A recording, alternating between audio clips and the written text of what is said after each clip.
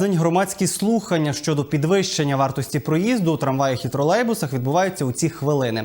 У понеділок на аналогічних зборах провалили здорожчання проїзду у маршрутках. Тоді не обійшлося без скандалу. Тож, які настрої серед людей сьогодні, розпитаємо у мого колеги Назара Міліневича. Він з нами наживо. Назар, вітаю. Чи багато львів'ян прийшли цього разу?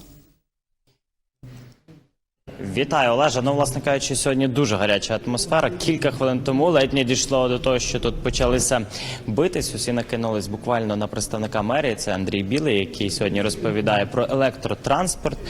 Багато присутніх львів'ян. Як ви бачите, за моєю спиною тут заповнений зал. Є тут як і прості мешканці, так і представники активістів, зокрема Національного корпусу. Усі вони задають в режимі діалогу запитання. Більшість думок, які ми чуємо, власне кажучи, спілкуючись з людьми, усі проти підняття транспорту. Нагадаю, мерія зараз пропонує підняти транспорт до 7 гривень у трамваях, а також тролейбусах, власне, мотивуючи тим, що за рахунок цього електротранспорт зможе розвиватися в місті. Зараз потрібно для того, аби існував електротранспорт, на рік 707 мільйонів гривень.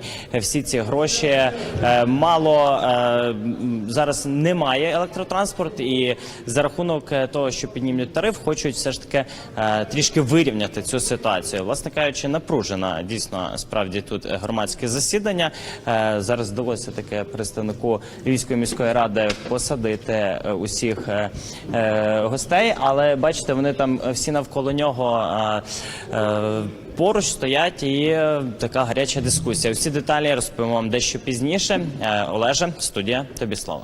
Дякую, Назар. Назар Міліневич із громадських слухань, які в ці хвилини відбуваються в місті з приводу здорожчання вартості проїзду у трамваях і тролейбусах.